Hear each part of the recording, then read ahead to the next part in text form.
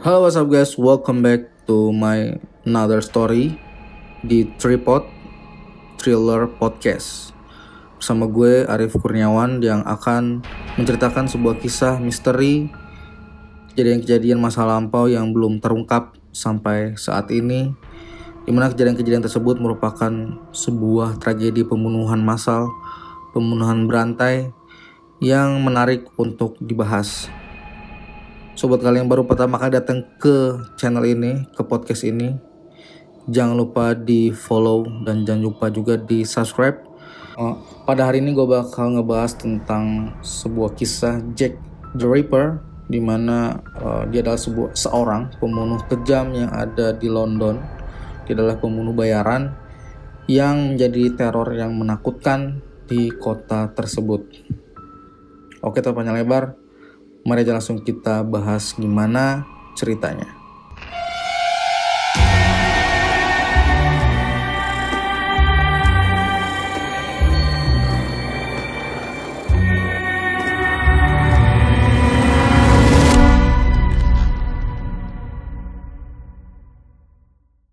Nama Jack the Ripper menjadi sosok yang menakutkan lebih dari seabad yang lalu.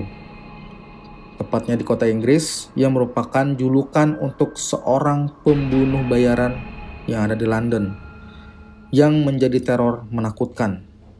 Kehadirannya meneror warga di area Whitechapel, East End, dan juga London pada tahun 1888. Tak sembarangan membunuh, ia memiliki sasaran khusus, yaitu para wanita yang berkecimpung di dunia prostitusi.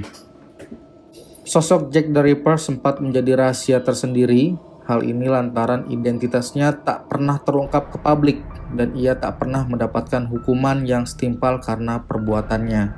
Jadi dia tuh nggak pernah ketahuan nih melakukan sebuah aksi pembunuhan berantai terhadap seseorang perempuan yang menjalani profesi sebagai prostitusi, tapi sampai beberapa abad tidak pernah terungkap siapa orangnya. Inilah yang membuat kiprahnya tidak hanya membuat mengerikan banyak orang, tetapi juga membuat kagum. Dan berikut adalah sederetan fakta mengenai Jack the Ripper. Teror dimulai pada bulan Agustus sampai November pada tahun 1888. Seperti yang sudah dijelaskan, korban Jack the Ripper adalah para wanita yang bekerja di dunia malam atau prostitusi. Tepatnya adalah para pelacur mabuk dan juga miskin yang berada di jalan Whitechapel. Dalam suatu investigasi juga terungkap bahwa waktu Jack the Ripper membunuh adalah di pagi hari atau cenderung dini hari di akhir pekan. Jadi spesifik ya, membunuhnya di pagi hari atau cenderung dini hari di akhir pekan, Sabtu atau Minggu, Jumat, Sabtu atau Minggu. Inilah yang membuat polisi berpendapat bahwa sang pembunuh adalah pegawai yang memiliki tanggung jawab pekerjaan di hari-hari biasa. Jadi kalau weekly dia nggak bisa melakukan aksinya, sedangkan di akhir pekan dia selalu melancarkan aksinya tersebut.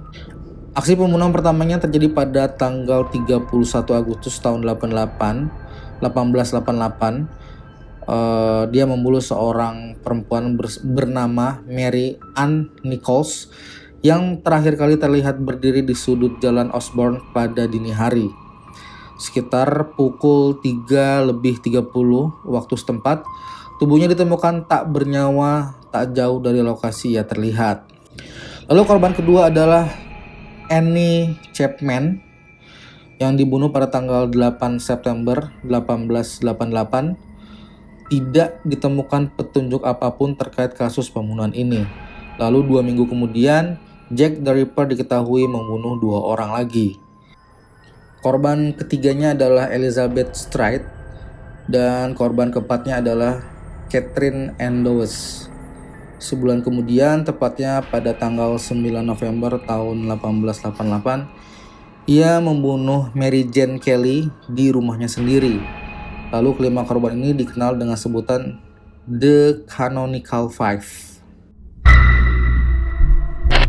Fakta selanjutnya adalah para korban tidak hanya dibunuh begitu saja, namun korban-korban tersebut dilakukan sebuah mutilasi. Pembunuhan yang dilakukan oleh Jack the Ripper memiliki kesamaan, yaitu korban dibunuh secara brutal dengan cara merusak wajah, merobek bagian tenggorokan secara melintang dari kiri ke kanan, dan disertai dengan mutilasi.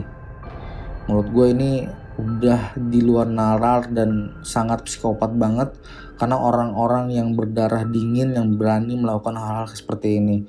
Kalau kita orang-orang normal, kayak ngeliat kecelakaan aja kita udah mual, ngeri sendiri gitu ya. Dia melakukan hal seperti ini udah ngeri sih menurut gue. Pembunuhan ini juga disertai dengan pengambilan organ tubuh para korbannya. Pada beberapa kasus, ginjal, rahim, dan jantung korban juga diambil. Organ tubuh korban juga ada yang dicecerkan di sekitar tubuhnya. Jadi setelah dibunuh, dimutilasi, beberapa anggota organ tubuhnya diambil dan beberapa juga ada yang dicecerkan di sekitarnya. Itu ngeri banget sih. Nah, inilah yang membuat teror tersendiri karena keganasan Jack the Ripper. Berbeda dengan pencurian organ di kalangan pembunuhan berantai, pengambilan organ tubuh korbannya dianggap sebagai trofi tersendiri bagi si Jack the Ripper. Jack the Ripper sempat menuliskan sebuah surat yang dikirimkan ke kantor kepolisian guna untuk memberikan sebuah pengakuan. Jadi nama Jack the Ripper awalnya didapat dari surat yang masih diduga ya, ditulis oleh seseorang yang mengaku sebagai si pembunuh berantai. Dalam surat tersebut ia menjelaskan bagaimana cara membunuh para wanita itu dan sebenarnya ia ingin mengiris telinga korbannya. Oleh polisi, surat ini sempat dianggap hoaks atau berita tidak benar. Namun 3 tahun kemudian Jack the Ripper melakukan aksi pembunuhan ganda dan mengiris salah satu telinga korban. Jadi sesuai yang ada di surat tadi ya. Lalu surat lain pun bermunculan dan di dalamnya berisi pengakuan bahwa ia tidak sempat memotong telinga korban dan menyebutkan pembunuhan yang baru saja ia lakukan, padahal belum dirilis ke surat kabar. Bukan hanya surat, terdapat juga sebuah bingkisan untuk pihak keamanan White Apple. Ternyata isinya adalah organ ginjal yang diawetkan dalam cairan anggur. Dan ginjal itu cocok dengan salah satu korban pembunuhan yang diambil ginjalnya. Jadi ada satu korban pembunuhan yang ginjalnya diambil, lalu ternyata si ginjal itu dikirimkan ke kantor polisi yang di dalamnya ada cairan anggur. Setelah dicek ternyata match ya, itu sesuai.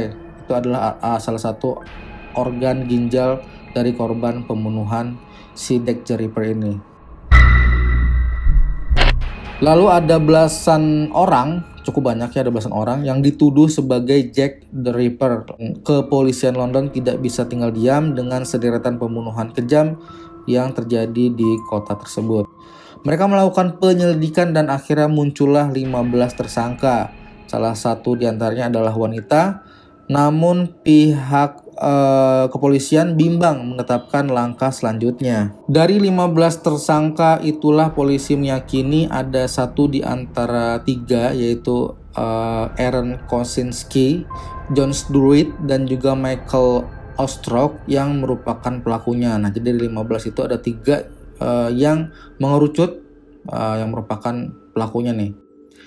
Ketiganya memiliki profesi yang berbeda. Ostrock bahkan dikenal sebagai seorang dokter, namun ketiganya memiliki persamaan, yaitu sama-sama membenci prostitusi.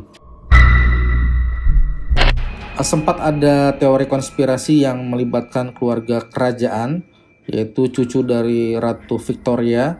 Pangeran Albert Victor disebut pelanggan yang sering datang ke rumah bordil yang ada di SN. Inilah yang membuat anggapan bahwa salah satu wanita malam itu hamil anak pangeran dan berusaha untuk memeras keluarga kerajaan. Nah, untuk mencegah pemerasan dan juga mempertahankan nama baik kerajaan, salah satu dokter ratu ditugaskan untuk mencari wanita yang hamil tersebut nih. Caranya adalah dengan membedah perut mereka dan mengambil bukti apapun termasuk janin yang belum lahir. Terkuaklah bahwa Mary Jane Kelly sedang mengandung ketika dibunuh. Jadi karena salah satu korbannya ada yang mengandung, ada nih sedikit teori konspirasi bahwa keluarga kerajaan lah yang melakukan pembunuhan berantai tersebut karena untuk menjaga nama baik keluarga kerajaannya. Akhirnya setelah 1 abad lebih, literally lama banget, 100 tahun lebih, akhirnya Jack the Ripper terungkap. Dilansir dari Intisari, pembunuh Jack the Ripper akhirnya terungkap. Hal ini diungkap setelah tes DNA yang diambil dari selendang berdarah yang ditemukan pada korban Catherine and the West. Menurut para ilmuwan, Aaron Kominski adalah Jack the Ripper. Ia adalah seorang tukang cukur Polandia yang saat itu berusia 23 tahun. Ngeri banget ya, baru 23 tahun udah memiliki jiwa psikopat seperti itu.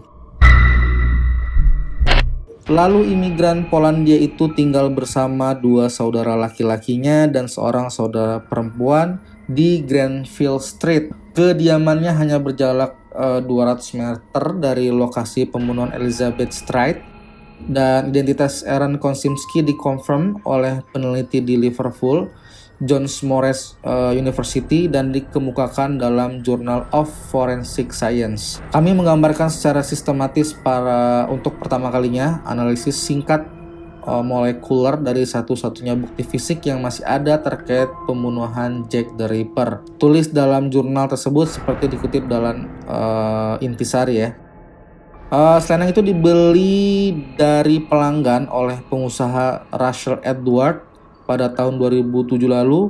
Ia langsung menghubungi para ilmuwan usai meyakini bahwa selendang itu ditemukan di sebelah tubuh Anne the West dan berlumuran darahnya. Di antara 3 terduga pelaku yaitu Aaron Kominski, John Druitt, dan Michael Austrock, Kominski lah yang disebut oleh kepala penelitian Donald Swenson sebagai orang yang paling mungkin sebagai pembunuh berantai, pembunuh bayaran Jack the Ripper. Jadi kasus ini baru ketahuan setelah 1 abad lebih alias 120 tahun, dan itu pun ketahuannya melalui tes DNA. Nah, gimana nih menurut kalian cerita pembunuhan sadis yang dilakukan oleh Jack the Ripper ini? Kalau menurut gue sih ini salah satu cerita yang sangat-sangat kejam, yang sangat kelam, yang terjadi di masa lampau, di mana korbannya dimutilasi, diambil organnya, lalu ditaburkan di sekitar tubuhnya dan membuat teror yang menakutkan di London pada saat itu. Oke, cukup sekian story hari ini, Tripod Thriller Story. Dan buat kalian yang belum subscribe di channel YouTube-nya, silahkan di subscribe. Dan buat kalian yang belum follow di Spotify, please di follow terlebih dahulu. Buat kalian yang udah nonton dan udah mendengarkan ceritanya sampai sini, gue ucapin terima kasih. Gue Arif Kurniawan undur diri. Thanks for watching, thanks for listening. See you in the next story. Bye-bye.